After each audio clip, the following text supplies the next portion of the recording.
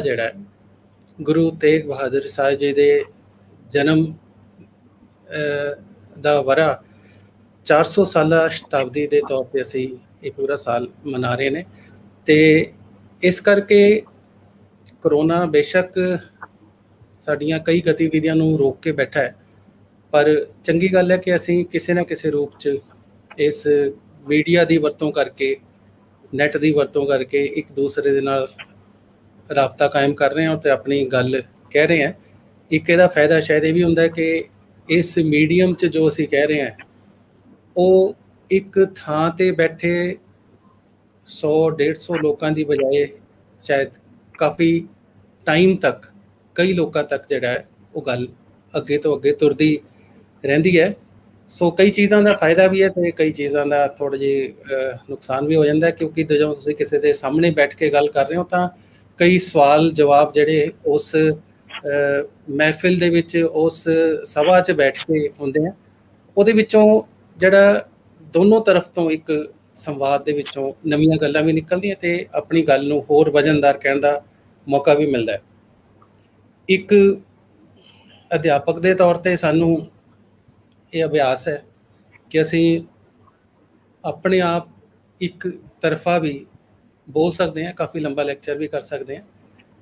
ਤੇ ਇਸੇ ਯਤਨ ਦੇ ਵਿੱਚ ਮੈਂ ਤੁਹਾਡੇ ਨਾਲ ਗੁਰੂ ਸਾਹਿਬ ਦਾ ਜਿਹੜਾ 400 ਸਾਲਾ ਅਸੀਂ ਜਨਮ ਸ਼ਤਾਬਦੀ ਦਾ ਵਰ੍ਹਾ ਮਨਾ ਰਹੇ, ਉਹਦੇ ਵਿੱਚ ਮੇਰੀ ਖੁਆਇਸ਼ ਸੀ ਕਿ ਜੋ ਸਮਕਾਲ ਦੇ ਵਿੱਚ ਉਹਨਾਂ ਦੇ ਬਲੀਦਾਨ ਨੂੰ ਲੈ ਕੇ ਜਾਂ ਉਹਨਾਂ ਨੇ ਜੋ ਇੱਕ ਸਾਕਾ ਕੀਤਾ, ਉਹਦੀ ਇੰਪੋਰਟੈਂਸ ਜੋ ਹੈ, ਉਹਦੀ ਇੱਕ ਸਰਵਕਾਲੀ ਪ੍ਰਾਸੰਗਿਕਤਾ ਹੈ, ਉਹਦੇ ਉੱਪਰ ਜਿਹੜੀ ਹੈ ਉਹ ਗੱਲ ਕੀਤੀ ਜਾਏ। ਅਸੀਂ ਕਈ ਵਾਰ ਹੁੰਦਾ ਹੈ ਕਿ ਉਪਭਾਵੁਕਤਾ ਦੇ ਵਿੱਚ ਜਾਂ ਬਹੁਤ ਜ਼ਿਆਦਾ ਭਾਵੁਕ ਹੋ ਕੇ ਅਸੀਂ ਆਪਣੇ ਈਸਟ ਜਿਹੜੇ ਸਾਡੀ ਪਰਸਨੈਲਿਟੀਜ਼ ਹੈ, ਮਹਾਨ ਆਤਮਾਵਾਂ ਹੈ, ਉਹਨਾਂ ਨੂੰ ਅਸੀਂ ਇੰਨਾ ਵਡਿਆ ਕੇ ਬਹੁਤ ਜ਼ਿਆਦਾ ਕਰ ਜਾਂਦੇ ਹਾਂ ਕਿ ਜਿਹੜੇ ਅਸੀਂ ਉਹਨਾਂ ਦੇ ਨਾਲ ਪ੍ਰਸੰਗ ਜੋੜ ਦਿੰਦੇ ਹਾਂ, ਕਈ ਵਾਰ ਉਹ ਉਹਨਾਂ ਦੀ ਇੱਕ ਪ੍ਰਾਸੰਗਿਕਤਾ ਕਹਿ ਲਓ ਕਿ ਉਹਨਾਂ ਦੇ ਮਹੱਤਵ ਨੂੰ ਹੋਰ ਵਧਾਉਣ ਦੀ ਬਜਾਏ ਸਗੋਂ ਉਹ ਘੱਟ ਕਰ ਦਿੰਦੇ ਆ। ਇੱਥੇ ਮੈਨੂੰ ਲੱਗਦਾ ਹੈ ਕਿ ਜਿਹੜਾ ਸਾਡਾ ਸ਼ਬਦਾਂ ਨੂੰ ਲੈ ਕੇ ਗਿਆਨ ਹੈ ਜਾਂ ਆਪਣੀ ਭਾਰਤੀ ਟ੍ਰੈਡੀਸ਼ਨ ਨੂੰ ਲੈ ਕੇ ਜੋ ਸਾਡੀ ਸਮਝ ਹੈ, ਉਹ ਕਿਤੇ ਨਾ ਕਿਤੇ ਉਹਦੇ ਵਿੱਚ ਵਿਗਾੜ ਆ ਗਿਆ ਸੀ। ਜਦੋਂ ਅਸੀਂ ਗੱਲ ਕਰਦੇ ਹਾਂ ਕਿ ਧਰਮ ਹੇਤ ਸਾਕਾ ਜਿਨ ਕੀਆ, ਹੁਣ ਇੱਥੇ ਸਭ ਤੋਂ ਇੰਪੋਰਟੈਂਟ ਗੱਲ ਆਉਂਦੀ ਹੈ ਵੀ ਧਰਮ ਕੀ ਹੈ, ਕਿਹੜੇ ਧਰਮ ਦੀ ਗੱਲ ਕਰ ਰਹੇ। ਇੱਕ ਤਾਂ ਮੈਂ ਆਪਣੀ ਗੱਲ ਜਿਹੜੀ ਹੈ ਉਸ ਸੰਦਰਭ ਦੇ ਵਿੱਚ ਤੁਹਾਡੇ ਨਾਲ ਸ਼ੇਅਰ ਕਰਾਂਗਾ, ਤੇ ਦੂਸਰੀ ਚੀਜ਼ ਹੈਗੀ ਹੈ ਕਿ ਗੁਰੂ ਸਾਹਿਬ ਬਾਰੇ ਅਸੀਂ ਜਿਹੜੀ ਉਹਨਾਂ ਦੇ ਯੋਗਦਾਨ ਦੇ ਵਿੱਚੋਂ ਅਸੀਂ ਬਹੁਤ ਮਾਣ ਨਾਲ ਕਹਿੰਦੇ ਹਾਂ ਕਿ ਹਿੰਦ ਦੀ ਚਾਦਰ। ਹਿੰਦ ਦੀ ਚਾਦਰ ਦਾ ਮਤਲਬ ਬਹੁਤ ਹੀ ਇੱਕ ਵੱਡਾ ਟਾਈਟਲ ਕਹਿ ਲਓ। ਹਿੰਦ ਦਾ ਮੀਨਿੰਗ ਕੀ ਹੈ ਤੇ ਇਸ ਹਿੰਦ ਦੀ ਕਿਹੜੀ ਚੀਜ਼ ਨੂੰ ਉਹਨਾਂ ਨੇ ਪ੍ਰੋਟੈਕਟ ਕੀਤਾ, ਕਿਹੜੀ ਚੀਜ਼ ਵਾਸਤੇ ਉਹਨਾਂ ਨੇ ਸਟੈਂਡ ਲਿਆ, ਬਲੀਦਾਨ ਦਿੱਤਾ, ਕਿ ਹੋਰ ਕਿਸੇ ਹਸਤੀ ਨੂੰ ਅੱਜ ਤੱਕ ਇਸ ਕੰਟੀਨੈਂਟ ਦੇ ਵਿੱਚ, ਇਸ ਪੂਰੇ ਜੇ ਅਸੀਂ ਕਹੀਏ ਮਹਾਦੀਪ ਦੇ ਵਿੱਚ ਇਸ ਤਰ੍ਹਾਂ ਹਿੰਦ ਦੀ ਚਾਦਰ ਦਾ ਦਰਜਾ ਨਹੀਂ ਦਿੱਤਾ ਗਿਆ। ਸੋ ਇਸ ਚੀਜ਼ ਨੂੰ ਅਸੀਂ ਬਾਰੀਕੀ ਨਾਲ ਸਮਝਣ ਦੀ ਕੋਸ਼ਿਸ਼ ਕਰਾਂਗੇ। ਤੇ ਉਸ ਤੋਂ ਪਹਿਲਾਂ ਮੈਨੂੰ ਲੱਗਦਾ ਹੈ ਕਿ ਜਦੋਂ ਵੀ ਕੋਈ ਮਹਾਪੁਰਸ਼ ਆਪਣੀ ਗੱਲ ਕਹਿੰਦਾ ਹੈ, ਕਰਦਾ ਹੈ, ਤਾਂ ਉਹਦੇ ਆਲੇ ਦੁਆਲੇ ਦੀਆਂ ਜਿਹੜੀਆਂ ਸਥਿਤੀ ਬਹੁਤ ਇੰਪੋਰਟੈਂਟ ਹੁੰਦੀਆਂ, ਕਿਉਂਕਿ ਉਹਨਾਂ ਸਥਿਤੀਆਂ ਦੇ ਵਿੱਚੋਂ ਹੀ ਕਿਸੇ ਵਿਅਕਤੀ ਦੀ ਪਰਸਨੈਲਿਟੀ ਤੇ ਉਹਦਾ ਜੀਵਨ ਜਿਹੜਾ ਹੈ ਉਹ ਗੁਜ਼ਰ ਰਿਹਾ ਹੁੰਦਾ ਹੈ, ਉਹ ਉਸ ਆਪਣੇ ਕਾਲ ਦੇ ਨਾਲ ਇੱਕ ਤਰ੍ਹਾਂ ਦਾ ਸੰਵਾਦ ਰਚਾ ਰਿਹਾ ਹੁੰਦਾ ਹੈ। ਤੇ ਉਹਦੀ ਪ੍ਰਾਸੰਗਿਕਤਾ ਉਸ ਪਰਿਸਥਿਤੀਆਂ ਦੇ ਵਿੱਚੋਂ ਜਿਹੜੇ ਕਾਰਨ ਨਿਕਲਦੇ ਨੇ, ਉਹਨਾਂ ਦੇ ਨਾਲ ਉਹ ਕਿਸ ਤਰ੍ਹਾਂ ਰੂਬਰੂ ਹੁੰਦਾ ਹੈ, ਕਿਸ ਤਰ੍ਹਾਂ ਉਹਦੇ ਨਾਲ ਸੰਵਾਦ ਰਚਾਉਂਦਾ ਹੈ, ਇਹ ਬਹੁਤ ਅਹਿਮ ਗੱਲ ਹੈਗੀ ਹੈ, ਅਹਿਮੀਅਤ ਰੱਖਦਾ ਹੈ। ਗੁਰੂ ਤੇਗ ਬਹਾਦਰ ਸਾਹਿਬ ਜੀ ਦਾ ਜਿਹੜਾ ਜਨਮ ਹੈ ਪੰਜਾਬ ਦੇ ਵਿੱਚ ਹੋਇਆ ਤੇ 1621 ਈਸਵੀ ਦੀ ਗੱਲ ਹੈ, 400 ਸਾਲ ਜਿਹਨੂੰ ਅਸੀਂ ਕਹਿ ਰਹੇ ਹੋ ਗਏ हैं। ਇਹ ਸਮਾਂ ਕਿਸ ਤਰ੍ਹਾਂ ਦਾ ਸੀ? ਉਸ ਵੇਲੇ ਇਸ ਨੂੰ ਪੰਜਾਬ, ਪੰਚਨਦ ਜਾਂ ਉਸ ਤੋਂ ਪਹਿਲਾਂ ਸਪਤ ਸਿੰਧੂ, ਇਹ ਧਰਤੀ ਬਹੁਤ ਪੁਰਾਣੀ ਹੈ ਔਰ ਜੋ ਕੁਝ ਵੀ ਪ੍ਰਸਥਿਤੀਆਂ ਉੱਥੇ ਬਣਦੀਆਂ ਰਹੀਆਂ ਨੇ ਉਹ ਇੱਕ ਕੰਟੀਨਿਊਟੀ ਦੇ ਵਿੱਚ ਬਣਦੀਆਂ। ਉਸ ਭਾਰਤੀ ਸੱਭਿਅਤਾ ਦਾ ਇਸ ਥਾਂ ਨੂੰ ਪੰਗੂੜਾ ਵੀ ਕਿਹਾ ਜਾਂਦਾ। ਜਦੋਂ ਅਸੀਂ ਆਪਣੇ ਪੁਰਾਤਨ ਵਿਰਸੇ ਦੀ ਗੱਲ ਕਰਦੇ ਹਾਂ, ਅਸੀਂ ਆਪਣੇ ਪ੍ਰਾਚੀਨ ਇਤਿਹਾਸ ਦੀ ਗੱਲ ਕਰਦੇ ਹਾਂ ਜਾਂ ਆਪਣੀਆਂ ਪੁਰਾਣੀਆਂ ਪੁਰਾਣਾਂ ਦੀ ਗੱਲ ਕਰਦੇ ਹਾਂ, ਮਹਾਕਾਵ ਦੀ ਗੱਲ ਕਰਦੇ ਹਾਂ, ਰਾਮਾਇਣ ਹੋਏ, ਮਹਾਭਾਰਤ ਹੋਏ, ਉਹਨਾਂ ਦਾ ਸੰਬੰਧ ਇਸ ਧਰਤੀ ਦੇ ਨਾਲ ਕਿਸੇ ਨਾ ਕਿਸੇ ਰੂਪ ਦੇ ਵਿੱਚ ਜਾਂ ਸਿੱਧੇ ਤੌਰ ਤੇ ਵੀ ਰਿਹਾ। ਇਹ ਉਹ ਧਰਤੀ ਸੀ ਜਿੱਥੇ ਇਹ ਘਟਨਾਵਾਂ ਵਾਪਰੀਆਂ ਔਰ ਇਹ ਘਟਨਾਵਾਂ ਵਾਪਰੀਆਂ ਤੇ ਇਹਦੇ ਵਿੱਚੋਂ ਜੋ ਚੀਜ਼, ਜੋ ਗਿਆਨ ਜਾਂ ਜੋ ਮੋਰੈਲਿਟੀਜ਼ ਜਾਂ ਜੋ ਐਥਿਕਸ ਨਿਕਲਦੇ ਨੇ ਉਹ ਇੱਥੇ ਦੇ ਲੋਕਾਂ ਦੇ ਰੋਜ਼ਮर्रा ਦੇ ਜੀਵਨ, ਉਹਨਾਂ ਦੇ ਕੰਡਕਟ, ਉਹਨਾਂ ਦੇ ਜਿਹੜੇ ਆਚਾਰ ਵਿਹਾਰ ਨੂੰ ਉਹ ਨਿਰਮਾਣ ਕਰਦੇ ਆ। ਉਹਦਾ ਜਿਹੜੀ ਇੱਕ ਸਾਡੇ ਵੈਦਿਕ ਟ੍ਰੈਡੀਸ਼ਨ ਵੀ ਹੈ, ਇੱਕ ਸਾਡੀ ਵੈਦਿਕ ਪਰੰਪਰਾ ਵੀ ਹੈ, ਜਿਹੜੇ ਇਸ ਭਾਰਤੀ ਸੱਭਿਅਤਾ ਦੀ ਚੂਲ ਹੈ। ਮੇਨ ਜਿਹੜਾ ਉਹਦਾ ਇੱਕ ਸਿਧਾਂਤ ਇਸ ਭਗਤੀ ਮੂਵਮੈਂਟ ਤੱਕ ਵੀ ਕਹਿ ਲਓ ਕੰਟੀਨਿਊਟੀ ਦੇ ਵਿੱਚ ਉਹ ਕੰਮ ਕਰਦੇ ਆ। ਇਹ ਐਸੀ ਥਾਂ ਹੈਗੀ ਹੈ ਪੰਜਾਬ ਦੀ ਜਿੱਥੋਂ ਦੀ ਭਾਰਤ ਦੇ ਬਾਕੀ ਜਿਹੜੇ ਭੂਖੰਡ ਦੇ ਵਿੱਚ ਐਂਟਰ ਕਰਨ ਵਾਸਤੇ ਇੱਕ ਦਰਵਾਜ਼ਾ ਕਿਹਾ ਗਿਆ ਸ਼ੁਰੂ ਤੋਂ ਹੀ, ਭਾਵੇਂ ਉਹ ਈਰਾਨ ਤੋਂ ਹੋਏ, ਭਾਵੇਂ ਉਜ਼ਬੇਕਿਸਤਾਨ, ਤੁਰਕਮੈਨਿਸਤਾਨ, ਮੰਗੋਲ ਜਾਂ ਅਰਬ ਤੋਂ ਜਾਂ ਅਲੈਗਜ਼ੈਂਡਰੀਆ ਜਿਵੇਂ ਸਿਕੰਦਰ ਵੀ ਆਇਆ। ਸੋ ਇਹ ਇੱਕ ਐਸੀ ਥਾਂ ਰਹੀ ਹੈ ਜਿੱਥੋਂ ਦੀ ਐਂਟਰੀ ਪੁਆਇੰਟ ਸੀਗਾ ਪੂਰੇ ਹਿੰਦੁਸਤਾਨ ਦੇ ਵਿੱਚ ਆਉਣ ਦਾ। ਤੇ ਇਹ ਐਸੀ ਥਾਂ ਹੈ ਜਿੱਥੇ ਬਾਰ-ਬਾਰ ਹਮਲੇ ਹੁੰਦੇ ਰਹੇ, ਅਟੈਕ ਹੁੰਦੇ ਰਹੇ ਔਰ ਲੋਕ ਜਿਹੜੇ ਆਉਂਦੇ ਸੀਗੇ, ਕਈ ਵਪਾਰੀ ਬਣ ਕੇ ਵੀ ਆਏ, ਕਈ ਇੱਥੋਂ ਦੀ ਲੰਘਦੇ ਹੋਏ ਯਾਤਰੀ ਬਣ ਕੇ ਆਏ, ਇੱਥੇ ਲੋਕ ਵਸਦੇ ਵੀ ਗਏ, ਘੁਲ ਮਿਲਦੇ ਗਏ, ਰਹਿੰਦੇ ਗਏ। ਪਰ ਜੋ ਸਥਿਤੀਆਂ ਮੱਧਕਾਲ ਦੇ ਵਿੱਚ ਇੱਥੇ ਬਣੀਆਂ ਉਸ ਤੋਂ ਪਹਿਲਾਂ ਉਸ ਤਰ੍ਹਾਂ ਦੀਆਂ ਸਥਿਤੀਆਂ ਜਿਹੜੀਆਂ ਕਦੇ ਵੀ ਨਹੀਂ ਬਣੀਆਂ ਸੀ। ਲੜਾਈਆਂ ਰਾਜਿਆਂ ਦੇ ਵਿਚਕਾਰ ਪਹਿਲਾਂ ਵੀ ਹੁੰਦੀਆਂ ਰਹੀਆਂ ਇੱਕ ਦੂਸਰੇ ਦੇ। ਜੇ ਅਸ਼ੋਕਾ ਦੇ ਟਾਈਮ ਦੀ ਵੀ ਗੱਲ ਕਰੀਏ ਤਾਂ ਇੱਥੇ ਬਹੁਤ ਸਾਰੇ ਜਿਹੜੇ ਹੈ ਅਲੱਗ-ਅਲੱਗ ਤਰ੍ਹਾਂ ਦੇ ਰਾਜ ਉਹ ਹੁੰਦੇ ਰਹੇ, ਬਦਲਦੇ ਰਹੇ, ਪਰ ਜਿਹੜਾ ਜਨਮਾਨਸ ਹੈ, ਆਮ ਬੰਦਾ ਹੈ, ਉਹਨੂੰ ਕੋਈ ਜ਼ਿਆਦਾ ਤਬਦੀਲੀ ਦੇ ਵਿੱਚੋਂ ਨਹੀਂ ਗੁਜ਼ਰਨਾ ਪੈਂਦਾ ਸੀ। ਉਹ ਆਪਣੇ ਅਕੀਦੇ, ਆਪਣੇ ਧਰਮ, ਆਚਾਰ ਵਿਹਾਰ ਜਿਹੜਾ ਸੀਗਾ ਉਸੇ ਤਰ੍ਹਾਂ ਕਰਦਾ ਸੀਗਾ। ਹਰ ਉਹਦੀ ਆਪਣੀ ਜਿਹੜੀ ਕਾਰਜ ਹੈ ਉਹਦੇ ਵਿੱਚ ਕੋਈ ਬਹੁਤਾ ਫਰਕ ਨਹੀਂ ਪੈਂਦਾ ਸੀ। ਜਿਹੜੇ ਮਜ਼ਦੂਰੀ ਕਰ ਰਹੇ ਆ ਜਾਂ ਖੇਤਾਂ ਦੇ ਵਿੱਚ ਕੰਮ ਕਰ ਰਹੇ, ਇੱਕ ਤਰ੍ਹਾਂ ਨਾਲ ਨਜ਼ਾਰਾ ਉਹਨਾਂ ਵਾਸਤੇ ਹੁੰਦਾ ਸੀ ਕਿ ਫੌਜਾਂ ਆਈਆਂ ਔਰ ਜਿੱਥੇ ਵੀ ਸੈਂਟਰ ਹੈ, ਜਿੱਥੇ ਰਾਜਾ ਦਾ ਦਰਬਾਰ ਹੈ ਜਾਂ ਜਿੱਥੇ ਉਹਦੀ ਫੌਜਾਂ ਖੜੀਆਂ, ਇੱਕ ਫਿਕਸਡ ਜਗ੍ਹਾ ਜਾ ਕੇ ਉਹ ਲੜਨਗੇ ਤੇ ਲੜਾਈ ਤੋਂ ਬਾਅਦ ਜਿਹਦਾ ਫੈਸਲਾ ਹੋ ਗਿਆ, ਰਾਜ ਉਹਦਾ ਹੋ ਗਿਆ ਤੇ ਉਹ ਫੌਜਾਂ ਕੋਈ ਵਾਪਸ ਜਾ ਰਹੀਆਂ, ਕੋਈ ਇੱਧਰ ਜਾ ਰਹੀਆਂ, ਉੱਧਰ ਜਾ ਰਹੀਆਂ। ਲੇਕਿਨ ਆਮ ਲੋਕ ਉਸੇ ਤਰ੍ਹਾਂ ਉਹਨਾਂ ਨੂੰ ਪਤਾ ਲੱਗਦਾ ਸੀ ਵੀ ਅੱਜ ਜਿਹੜਾ ਹੈਗਾ ਰਾਜਾ ਕੋਈ ਹੋਰ ਹੈ, ਪਹਿਲਾਂ ਕੋਈ ਹੋਰ ਸੀ।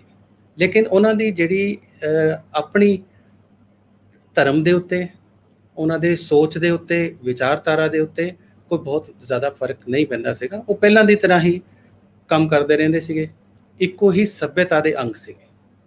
ਹੁਣ ਇੱਥੇ ਸਭ ਤੋਂ ਇੰਪੋਰਟੈਂਟ ਚੀਜ਼ ਜਿਹੜੀ ਆਉਂਦੀ ਹੈ ਉਹ ਹੈ ਕਿ ਭਾਰਤੀ ਸੱਭਿਅਤਾ ਜਿਹੜੀ ਹੈ ਉਹ ਬਹੁਤ ਹੀ ਪੁਰਾਣੀ ਹੈ ਔਰ ਇੰਨੀ ਮਜ਼ਬੂਤ ਸੱਭਿਅਤਾ ਹੈ ਇਹ ਕਿ ਕੰਟੀਨਿਊਟੀ ਦੇ ਵਿੱਚ ਬਿਨਾਂ ਕਿਸੇ ਬ੍ਰੇਕ ਤੋਂ ਇਹ ਚੱਲਦੀ ਆ ਰਹੀ ਹੈ। ਜਿਹੜੀਆਂ ਪੱਛਮ ਦੇ ਵਿੱਚ ਜੋ ਸੱਭਿਅਤਾਵਾਂ ਸੀਗੀਆਂ ਟੁੱਟ ਗਈਆਂ, ਉਹਨਾਂ ਦੇ ਵਿਚਕਾਰ ਬਹੁਤ ਵੱਡੇ ਵੱਡੇ ਜਿਹੜੇ ਗੈਪ ਹੁੰਦੇ ਆ, ਗਾਇਬ ਹੋ ਜਾਂਦੇ। ਪਰ ਭਾਰਤੀ ਸੱਭਿਅਤਾ ਇਹ ਸੀ ਜਿਹੜੀ ਕੰਟੀਨਿਊਟੀ ਦੇ ਵਿੱਚ ਚੱਲਦੀ ਆ ਰਹੀ ਹੈ। ਸੱਭਿਅਤਾ ਦੇ ਚੱਲਣ ਦੀ ਗੱਲ, ਉਹਦੀ ਅਥੈਂਟੀਕੇਸ਼ਨ ਕਿਸੇ ਇਤਿਹਾਸਕ ਵੇਰਵਿਆਂ ਦੀ ਮੁਹਤਾਜ ਨਹੀਂ ਹੁੰਦੀ। ਉਹ ਸਾਡੇ ਰੋਜ਼ਮर्रा ਦੇ ਆਚਾਰ ਵਿਹਾਰ, ਸਾਡੀ ਬੋਲੀ, ਸਾਡੀ ਦਿੱਖ ਔਰ ਸਾਡੇ ਕਾਰਜਾਂ ਦੇ ਉੱਤੇ ਸਾਡੀ ਮੈਮਰੀਜ਼ ਜਿਹੜੀਆਂ, ਸਮ੍ਰਿਤੀਆਂ, ਅਸੀਂ ਕਿਸ ਤਰ੍ਹਾਂ ਦੇ ਤਿਉਹਾਰ ਮਨਾਉਂਦੇ ਹਾਂ, ਅਸੀਂ ਕਿਸ ਤਰ੍ਹਾਂ ਬਿਹੇਵ ਕਰਦੇ ਹਾਂ, ਉਹਨਾਂ ਦੇ ਵਿੱਚ ਪਈ ਹੁੰਦੀ ਹੈ। ਸੱਭਿਅਤਾ ਦਾ ਜਿਹੜਾ ਸਾਡਾ ਪਸਾਰ ਹੈ ਉਹ ਮਾਨਵਤਾ ਦੇ, ਮਨੁੱਖ ਦੇ ਅੰਦਰੂਨੀ ਜੀਵਨ ਦੇ, ਉਹਦੀ ਸੋਚ, ਉਹਦੀ ਵਿਚਾਰਧਾਰਾ ਦੇ ਉੱਤੇ ਪਿਆ ਹੁੰਦਾ ਹੈ। ਇਹ ਜਿਹੜਾ ਸਮਾਂ ਸੀਗਾ, ਜਿਹੜਾ ਗੁਰੂਆਂ ਦਾ ਸਮਾਂ, ਉਹ ਕਿਸ ਤਰ੍ਹਾਂ ਦਾ ਸੀ ਤੇ ਕਿਸ ਤਰ੍ਹਾਂ ਦੀ ਸਮੱਸਿਆ ਐਸੀ ਆ ਗਈ कि गुरु तेग बहादुर साहब तक एक ऐसा चैलेंज उन्होंने सामने आया कि उन्होंने बलिदान देना पिया। बलिदान की अपनी एक खास परिभाषा है और बलिदान दिता जाता है कि तुसी कोई कारज जदों करना है तो तुसी अपनी जरूरत पै गई कि उहदे वास्ते तुहानूं किसी नूं सैक्रीफाइस करना पैना, अपना बलिदान देना पैना। वो अहिंसक हुंदा है, अपनी इच्छा दे नाल हुंदा है। कोई जबरदस्ती तुहानूं तुहाडे बलिदान वास्ते तुहानूं मजबूर नहीं कर सकदा। तुसी अपनी इच्छा दे नाल ते किसी खास संकल्प दे नाल अपना जिहड़ा बलिदान दिंदे हो। बलिदान लिया नहीं जाता, बलिदान जिहड़ा दिता जाता है, बलिदान किया जाता है। सो ये जिहड़ा दान है, ये जिहड़ा बलिदान है, ये किस वास्ते होया? ये होया धर्म वास्ते, धर्म हेत।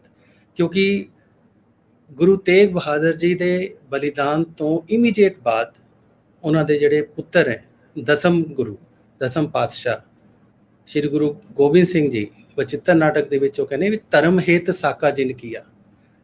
ये हुण धर्म हेत साका का मतलब की है भी धर्म नूं ऐसी किहड़ी एक चुनौती सामने आउंदी है जिहदे करके गुरु तेग बहादुर जी नूं एडा वड्डा स्टैप लेना पिया।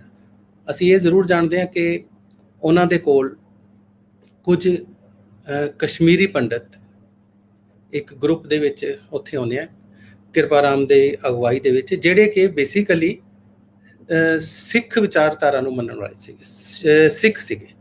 ਉਹ ਗੁਰੂ ਪਰੰਪਰਾ ਨੂੰ ਜਿਹੜੇ ਮੰਨਦੇ ਸੀਗੇ, ਜਿਹੜੇ ਗੁਰੂਆਂ ਨੂੰ ਮੰਨਦੇ ਸੀਗੇ, ਉਹ ਸਿੱਖ ਸੀਗੇ ਬਾਈ ਫੇਥ। ਜਿਹੜੇ ਇਸ ਤਰ੍ਹਾਂ ਦੀ ਡਿਵੀਜ਼ਨਸ ਜਿਵੇਂ ਅੱਜ ਅਸੀਂ ਦੇਖਦੇ ਹਾਂ ਉਸ ਤਰ੍ਹਾਂ ਦੀ ਨਹੀਂ ਸੀਗੀ। ਉਹ ਇਸ ਕਰਕੇ ਉਹ ਆਪਣੇ ਗੁਰੂ ਦੇ ਕੋਲ ਆਏ ਸੀਗੇ, ਕਿਸੇ ਹੋਰ ਦੇ ਗੁਰੂ ਕੋਲ ਨਹੀਂ ਗਏ ਸੀਗੇ। ਉਹ ਆਪਣਾ ਮੰਨ ਕੇ ਗੁਰੂ ਸਾਹਿਬ ਕੋਲ ਆਏ ਸੀਗੇ ਤੇ ਇੱਕ ਵੈਲ ਥਾਟ ਉਹ ਕੰਮ ਸੀਗਾ। ਇਸ ਤਰ੍ਹਾਂ ਨਹੀਂ ਹੋਇਆ ਕਿ ਚਾਰ ਬੰਦੇ ਪ੍ਰਤਾੜਿਤ ਹੋ ਕੇ ਉਹਨਾਂ ਨੂੰ ਲੱਗਿਆ ਵੀ ਚਲੋ ਅਸੀਂ इस तरह कर लीए भी एक राह लभ लीए। नहीं, उन्होंने पहला आपस च गलबात की, अपने पूरे संप्रदाय दे विच गलबात की है तो फिर बहुत सोच समझ के उन्होंने लग्या कि यह जे संकट काल दे विच जदों जबरी धर्म परिवर्तन वास्ते उन्होंने मजबूर किया जा रहा, क्योंकि औरंगजेब ने अपना निशाना कश्मीर नूं बनाया। सब तो पहला उन्होंने जिहड़ा कन्वर्जन वास्ते उत्थे अत्याचार शुरू किया। उन्होंने सी कि सब तो पहला जे कश्मीर तो असीं शुरू करांगे जबरी जिहड़ा एक धर्म परिवर्तन, तो वो ज़्यादा इफेक्टिव होएगा नीचे तक, क्योंकि एक तरह नाल ज्ञान का केंद्र मन्निया जाता सीगा। और जिहड़े पुराने टाइम तो जिन्ना भी साडा पुराण और वेद और जिन्ना भी रचे जाता सी, उहदे उत्ते जिन्ना अनुसंधान हुंदा सी, रिसर्च हुंदी सीगी, उस तरह दीयां सीट्स जिहड़ियां ना वो कश्मीर दे विच मौजूद सीगे, जिथे लोग ज्ञान प्राप्त करने वास्ते पढ़न वास्ते जाते सीगे। क्योंकि गुरु नानक देव जी ने भी अपने पुत्रां नूं उत्थे ज्ञान वास्ते लेके गए, भेजिया। सो ये जिहड़ी परंपरा ट्रेडिशन बहुत पुराना है। उही टाइम सी जदों इस अफरा तफरी के टाइम दे विच काफ़ी सारे जिहड़े है पंडित जिहड़े इस वैदिक ट्रेडिशन वाले सीगे वो बनारस वाल चले जाते।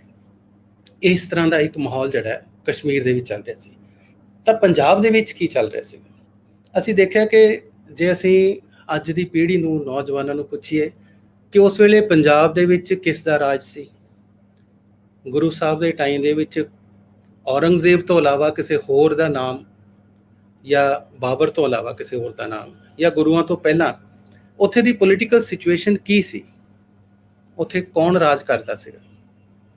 किसी ने हो सकता राणा सांगा का भी नाम ना सुनिया होए, सुनिया भी शायद वो राजस्थान का ही सीगा। जयपाल का नाम ना सुनिया होए। कई राजे हैं जिन्हों के नाम हो सकता ना सुने होण। इन्हां दा जिक्र करना इस करके जरूरी है क्योंकि ये बहुत वड्डा भूखंड, अज हरियाणा बेशक अलग है, पर जिस समय की असीं गल करते हैं, जिस पंजाब की असीं गल कर रहे हैं, वो फरीदाबाद हरियाणा का पूरा पार्ट ते हिमाचल और दूसरे पासे अफगानिस्तान के कॉर्नर तक, ये सारा एरिया जिहड़ा है एक तरह नाल पंजाब का ही भूखंड सीगा। एक समा जदों काबुल ते जाबुल ट्विन सिटीज़ जिहड़ियां सीगियां, उहदे उपर 11वीं सदी तो पहलां दी गल मैं कर रहा भी हिंदू शाही का राज चलदा है 300-400 ਸਾਲ ਦੇ ਆਸ-ਪਾਸ ਸ਼ਹਿਰ। ਔਰ ਗਜ਼ਨਵੀ ਜਿਹੜਾ ਆ ਕੇ ਕਾਬੁਲ ਦੇ ਉੱਤੇ ਹਮਲਾ ਕਰਕੇ ਉਹਨਾਂ ਨੂੰ ਲਾਸਟ ਜਿਹੜਾ ਨਾ ਇੱਕ ਜਿਹਨੂੰ ਬ੍ਰਾਹਮਣ ਸ਼ਾਹੀ ਵੀ ਕਿਹਾ ਗਿਆ ਸੀਗਾ, ਉਹ ਸੱਤਾ ਨੂੰ ਤੋੜਦਾ ਹੈ। ਉਸ ਤੋਂ ਬਾਅਦ ਉੱਥੋਂ ਦੇ ਜਿਹੜੇ ਲੋਕ ਹੈ ਉਹ ਕਨਵਰਟ ਹੋ ਗਏ, ਕਈ ਭਾਰਤ ਦੇ ਹੋਰਨਾਂ ਹਿੱਸਿਆਂ ਵੱਲ ਆ ਗਏ, ਪੰਜਾਬ ਵੱਲ ਆਉਂਦੇ ਗਏ। ਸ਼ਾਹ ਦਾ ਜਿਹੜਾ ਸ਼ਬਦ ਦਾ ਮੀਨਿੰਗ ਹੈ ਉਹ ਛਤਰੀਆਂ ਤੋਂ ਹੈ, ਛਤਰੀ। ਔਰ ਇਹ ਜਿਹੜਾ ਸਮਾਂ ਹੈ ਉਹ ਜ਼ਿਆਦਾਤਰ ਛਤਰੀਆਂ ਦਾ ਹੈ। ਛਤਰੀ ਕਿਸੇ ਜਾਤੀ ਦੀ ਗੱਲ ਨਹੀਂ ਕਰ ਰਹੇ। ਛਤਰੀਆਂ ਦਾ ਮਤਲਬ ਜਿਹੜੇ ਆਰਮੀ ਹੈ, ਜਿਹੜੇ ਲੜਨ ਵਾਲੇ ਹੈ, ਜਿਹੜੇ ਰੱਖਿਆ ਕਰਨ ਵਾਲੇ ਹੈ, ਮੈਂ ਉਹਨਾਂ ਦੀ ਗੱਲ ਕਰ ਰਿਹਾ, ਜਿਨ੍ਹਾਂ ਕੋਲ ਹਥਿਆਰ ਸੀਗੇ। ਔਰ ਉਸ ਟਾਈਮ ਦੀ ਸੁਸਾਇਟੀ ਦੇ ਵਿੱਚ ਸ਼ਾਇਦ 20 ਜਾਂ 22% ਐਸੇ ਲੋਕ ਸੀਗੇ ਜਿਨ੍ਹਾਂ ਦੇ ਕੋਲ ਹਥਿਆਰ ਹੁੰਦੇ ਸੀ ਜਾਂ ਉਹ ਹਥਿਆਰ ਰੱਖ ਸਕਦੇ ਸੀਗੇ, ਫੌਜ ਜਿਹਨੂੰ ਕਹੀ ਗਈ ਹੈ। ਅਤੇ ਇਹਨਾਂ ਦਾ ਕੰਮ ਰੱਖਿਆ ਕਰਨਾ ਹੁੰਦਾ ਸੀਗਾ, ਧਰਮ ਦੀ ਰੱਖਿਆ। ਜਿਹੜੇ ਵੀ ਰਾਜ ਕਰ ਰਹੇ ਆ, ਜਿਹੜੇ ਰਾਜ ਦਾ ਧਰਮ ਚਲਾ ਰਹੇ ਆ, ਉਹਨਾਂ ਦੀ ਰੱਖਿਆ ਕਰਨਾ ਛਤਰੀਆਂ ਦਾ ਕੰਮ ਸੀਗਾ। ਔਰ ਫੌਜ ਜਦੋਂ ਬਣ ਕੇ ਕਈ ਵਾਰ ਰਾਜ ਸੱਤਾ ਦੇ ਉੱਤੇ ਵੀ ਆ ਗਏ ਤਾਂ ਜਿਨ੍ਹਾਂ ਦੇ ਕੋਲ ਫੌਜ ਆ, ਖੁਦ ਲੜ ਰਹੇ ਆ, ਉਹ ਵੀ ਉਸ ਸੱਤਾ ਦਾ ਹਿੱਸਾ ਬਣ ਜਾਂਦੇ ਆ। ਤੋ ਛਤਰੀਆਂ ਦਾ ਜਿਹੜਾ ਇੱਕ ਧਰਮ ਹੈ, ਜਦੋਂ ਤੁਸੀਂ ਬਾਅਦ ਵਿੱਚ ਗੁਰੂ ਨਾਨਕ ਦੇਵ ਜੀ ਦੀ ਬਾਣੀ ਨੂੰ ਪੜ੍ਹਦੇ ਹੋ ਤਾਂ ਇੱਕ ਜਗ੍ਹਾ ਉਹ ਕਹਿੰਦੇ ਆ, ਖੱਤਰੀਆਂ ਤਾਂ ਧਰਮ ਛੋੜਿਆ ਮਲੇਛ ਭਾਖਿਆ ਗਈ। ਜੇ ਇਸ ਕੰਟੀਨਿਊਟੀ ਦੇ ਵਿੱਚ ਤੁਸੀਂ ਦੇਖੋਗੇ ਕਿ ਇਸ ਪੂਰੇ ਏਰੀਆ ਦੇ ਵਿੱਚ ਹੋ ਕੀ ਰਿਹਾ ਸੀਗਾ। ਜੇ ਰੱਖਿਆ ਕਰਨ ਵਾਲੇ ਹੀ ਆਪਣਾ ਧਰਮ ਛੱਡ ਗਏ, ਕਿਸ ਵਾਸਤੇ ਛੱਡ ਗਏ? ਰੱਖਿਆ ਕਰਨਾ ਧਰਮ ਹੈ। ਕੋਈ ਇੰਸਟੀਟਿਊਸ਼ਨਲਾਈਜ਼ ਜਾਂ ਸੰਸਥਾਗਤ ਰੂਪ ਦੇ ਵਿੱਚ ਕੋਈ ਕਰਮਕਾਂਡੀ ਧਰਮ ਦੀ ਗੱਲ ਨਹੀਂ ਕਰ ਰਹੇ। ਧਰਮ ਦਾ ਮੀਨਿੰਗ ਸਾਨੂੰ ਪਤਾ ਹੋਣਾ ਚਾਹੀਦਾ ਹੈ। ਧਰਮ ਦਾ ਮਤਲਬ ਮਜ਼ਹਬ ਜਾਂ ਰਿਲੀਜਨ ਨਹੀਂ ਹੈ, ਇਹ ਕੋਈ ਪੋਲੀਟੀਕਲ ਡਾਕਟਰੀਨ ਨਹੀਂ ਹੈ, ਮਤਲਬ ਕੋਈ ਰਾਜਨੀਤਿਕ ਵਿਚਾਰ ਨਹੀਂ ਹੈ ਕਿ ਤੁਸੀਂ ਇਸ ਤਰ੍ਹਾਂ ਦੀਆਂ ਚੀਜ਼ਾਂ ਕਰੋਗੇ ਤਾਂ ਤੁਸੀਂ ਖਾਸ ਇੱਕ ਸੰਸਥਾਗਤ ਧਰਮ ਦਾ ਹਿੱਸਾ ਬਣਦੇ ਹੋ। ਉਹ ਪੰਥ ਸੰਪਰਦਾਇ ਮਤ ਹੋ ਸਕਦਾ ਹੈ, ਪਰ ਧਰਮ ਜਿਹੜਾ ਹੈ, ਧਰਮ ਤਾਂ ਪੂਰੀ ਕਾਇਨਾਤ ਦੀ ਕੁਝ ਸ੍ਰਿਸ਼ਟੀ ਦੀ ਚੂਲ ਹੈ। ਜਦੋਂ ਕਿਹਾ ਜਾਂਦਾ ਹੈ ਸੱਚੇ ਉੱਪਰ ਸਭ ਕੋ ਉੱਪਰ ਸੱਚ ਆਚਾਰ, ਸਾਡੀ ਜਿਹੜੀ ਪੂਰੀ ਗਿਆਨ ਦੀ ਟ੍ਰੈਡੀਸ਼ਨ ਹੈ, ਗੁਰੂ ਸਾਹਿਬ ਦੇ ਬਾਣੀ ਦੇ ਵਿੱਚ ਮਿਲਦਾ ਹੈ ਵੀ ਸਭ ਤੋਂ ਉੱਚਾ ਕੀ ਹੈ? ਸੱਚ ਹੈ, ਪਰਮ ਸੱਤ ਹੈ। ਪਰ ਉਸ ਤੋਂ ਵੀ ਉੱਤੇ ਕੀ ਹੈ? ਆਚਾਰ। ਆਚਾਰ ਮਤਲਬ ਧਰਮ, ਕੰਡਕਟ, ਮੋਰੈਲਿਟੀਜ਼। ਹੁਣ ਮੋਰੈਲਿਟੀਜ਼ ਕੀ ਹੈ, ਕੰਡਕਟ ਕੀ ਹੈ, ਇਹ ਚੀਜ਼ ਕਿਸ ਲੈਵਲ ਤੇ ਆ ਗਈ ਕਿ ਉਹਦੇ ਵਾਸਤੇ ਸਾਨੂੰ ਇੱਕ ਪੋਜੀਸ਼ਨ ਲੈਣੀ ਪਈ। ਗੁਰੂ ਸਾਹਿਬ ਨੂੰ, ਇਕੱਲੇ ਗੁਰੂ ਤੇਗ ਬਹਾਦਰ ਸਾਹਿਬ ਨਹੀਂ, ਗੁਰੂ ਅਰਜਨ ਦੇਵ ਜੀ, ਉਹਨਾਂ ਨੂੰ ਵੀ ਆਪਣੀ ਜਿਹੜੀ ਹੈ ਸ਼ਹੀਦੀ ਦੇਣੀ ਪਈ। ਗੁਰੂ ਗੋਬਿੰਦ ਸਿੰਘ ਜੀ ਆਪਣੇ 4 ਪੁੱਤਰ ਵਾਰ ਦਿੱਤੇ। ਇਹ ਟ੍ਰੈਡੀਸ਼ਨ ਚੱਲੀ ਹੈ, ਇੱਕ ਪੋਜੀਸ਼ਨ ਲਈ ਗਈ ਹੈ। ਪੂਰੀ ਗੁਰੂ ਪਰੰਪਰਾ ਜਿਹੜੀ ਹੈ ਉਹ ਇੱਕ ਖਾਸ ਤਰ੍ਹਾਂ ਦੇ ਧਰਮ ਵਾਸਤੇ ਆਪਣੀ ਗੱਲ ਕਹਿ ਰਹੀ ਹੈ। ਅਸਵੀਕ੍ਰਿਤੀ ਜਿਹਨੂੰ ਕਹਿ ਦਿੰਦੇ ਆ। ਅਸਵੀਕ੍ਰਿਤੀ ਦਾ ਮਤਲਬ ਤੁਹਾਨੂੰ ਉਹ ਚੀਜ਼ਾਂ ਸਵੀਕਾਰ ਨਹੀਂ ਜਿਹੜੀਆਂ ਜਬਰੀ ਹੈ, ਜ਼ਬਰਦਸਤੀ ਕੀਤੀਆਂ ਜਾ ਰਹੀਆਂ। ਸੋ ਇੱਥੇ ਪੁਆਇੰਟ ਇਹ ਆਉਂਦਾ ਹੈ ਕਿ ਜਦੋਂ ਬਾਬਰ ਖੁਰਾਸਾਨ ਤੋਂ ਬਾਅਦ ਕਾਬੁਲ ਦੇ ਉੱਤੇ ਕਬਜ਼ਾ ਕਰਦਾ ਹੈ ਤਾਂ ਗੁਰੂ ਨਾਨਕ ਦੇਵ ਜੀ ਮੱਕੇ ਦੀ ਯਾਤਰਾ ਕਰਕੇ ਸੈਦਪੁਰ ਦੇ ਕੋਲ ਡੇਰਾ ਲਾਇਆ, ਉਹਨਾਂ ਨੇ ਉਸ ਪਾਸੇ ਸੀਗੇ। ਤਾਂ ਉਸ ਵੇਲੇ ਜੋ ਕੁਝ ਵੀ ਗੁਰੂ ਨਾਨਕ ਦੇਵ ਜੀ ਨੇ ਦੇਖਿਆ ਉਹਦੇ ਬਾਰੇ ਉਹਨਾਂ ਨੇ ਆਪਣੇ ਸ਼ਬਦ ਕਹੇ। ਤੇ ਖੁਰਾਸਾਨ ਦੇ ਵਿੱਚ ਜੋ ਕੁਝ ਹੋਇਆ, ਤੁਸੀਂ ਉਸ ਚੀਜ਼ ਨੂੰ ਜੋ ਹੈ ਬਾਬਰ ਬਾਣੀ ਦੇ ਵਿੱਚ ਪੜ੍ਹ ਸਕਦੇ ਹੋ ਕਿ ਖੁਰਾਸਾਨ ਖਸਮਾਨਾ ਕੀਆ ਹਿੰਦੁਸਤਾਨ ਡਰਾਇਆ, ਆਪੇ ਦੋਸ ਨ ਦੇਈ ਕਰਤਾ ਜਮ ਕਰ ਮੁਗਲ ਚੜਾਇਆ, ਏਤੀ ਮਾਰ ਪਈ ਕਰਲਾਣੇ ਤੈਂ ਕੀ ਦਰਦ ਨਾ ਆਇਆ। ਇਹ ਜਿਹੜਾ ਹੁਣ ਸ਼ਬਦ ਹੈ, ਜੇ ਇੰਨੇ 3 ਦੀ ਗੱਲ ਅਸੀਂ ਵਿਚਾਰ ਕਰੀਏ ਤਾਂ ਇਹਦੇ ਵਿੱਚ ਇੱਕ ਸ਼ਬਦ ਆਉਂਦਾ ਹੈ ਹਿੰਦੁਸਤਾਨ, ਦੂਸਰਾ ਆਉਂਦਾ ਹੈ ਮੁਗਲ। ਮੁਗਲ ਕੀ ਹੈ? ਮੁਗਲ ਕੌਣ ਹੈ? ਇਸ ਤੋਂ ਪਹਿਲਾਂ ਵੀ ਜਿਹੜੇ ਮੁਗਲ ਹੈ ਉਹ ਭਾਰਤ ਉੱਤੇ ਹਮਲਾ ਕਰਦੇ ਰਹੇ ਸੀਗੇ, ਪਰ ਉਹ ਬੁੱਧਿਸਟ ਟਰੂਪਸ ਹੁੰਦੇ ਸੀਗੇ, ਮੰਗੋਲ ਸੀਗੇ। ਮੰਗੋਲ ਜਿਹੜੇ ਹੈ ਉਹ ਜਦੋਂ ਉਜ਼ਬੇਕਿਸਤਾਨ, ਕਜ਼ਾਕਿਸਤਾਨ, ਕੁਬਲਈ ਖਾਨ ਦੀ ਜਿਹੜੀ ਇੱਕ ਵੰਸ਼ ਦੇ ਵਿੱਚੋਂ ਬਾਬਰ ਦੇ ਰੂਪ ਦੇ ਵਿੱਚ ਆਉਂਦੇ ਆ, ਉੱਥੇ ਕਨਵਰਜਨ ਹੁੰਦੀ ਹੈ ਉਹਨਾਂ ਦੀ, ਉਹ ਇਸਲਾਮ ਗ੍ਰਹਿਣ ਕਰਦੇ ਆ, ਅਤੇ ਫਿਰ ਉਹਨਾਂ ਦੇ ਨਾਲ ਇੱਕ ਪੂਰੀ ਮੂਵਮੈਂਟ ਜਿਹੜੀ ਹੈ ਉਸ ਵੇਲੇ ਜੋ ਚੱਲ ਰਿਹਾ ਕਿ ਇੱਕ ਪਾਸੇ ਤਾਂ ਇਹ ਜਿਹੜਾ ਪੂਰਾ ਤੁਰਕੀ ਦਾ ਜਿਹੜਾ ਹਿੱਸਾ ਹੈ, ਜਿਹੜੇ ਤੁਰਕ ਹੈ ਉਹ ਵੈਸਟ ਵੱਲ ਵੀ ਜਾ ਰਹੇ ਤੇ ਈਸਟ ਵੱਲ ਵੀ ਆ ਰਹੇ। ਵੈਸਟ ਵੱਲ ਜਿਵੇਂ ਤੁਸੀਂ ਬਾਅਦ ਵਿੱਚ ਦੇਖਿਆ ਕਿ ਆਟੋਮਨ ਅੰਪਾਇਰ ਜਿਹੜੀ ਓਸਮਾਨ ਅੰਪਾਇਰ ਜਿਹੜੀ ਹੈ ਉਹ ਕ੍ਰੀਏਟ ਹੋ ਜਾਂਦੀ ਹੈ ਪੂਰੀ ਜਿਹੜੀ ਇੱਕ ਆਰਥੋਡਾਕਸ ਕ੍ਰਿਸਚੈਨਿਟੀ ਦੇ ਮੁਕਾਬਲੇ ਦੇ ਵਿੱਚ।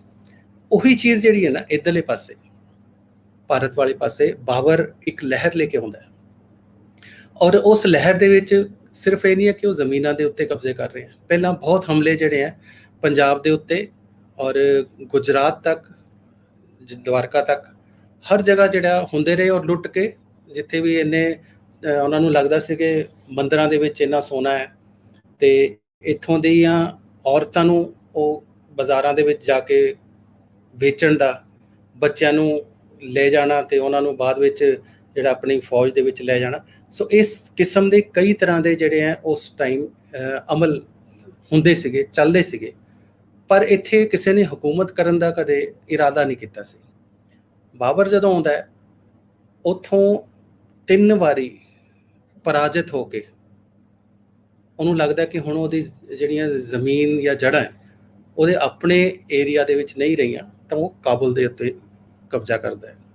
ਕਾਬੁਲ ਦੇ ਉੱਪਰ ਜਦੋਂ ਕਬਜ਼ਾ ਕਰਦਾ ਹੈ ਤਾਂ ਫਿਰ ਉਹ ਭਾਰਤ ਵੱਲ ਆਉਂਦਾ ਹੈ।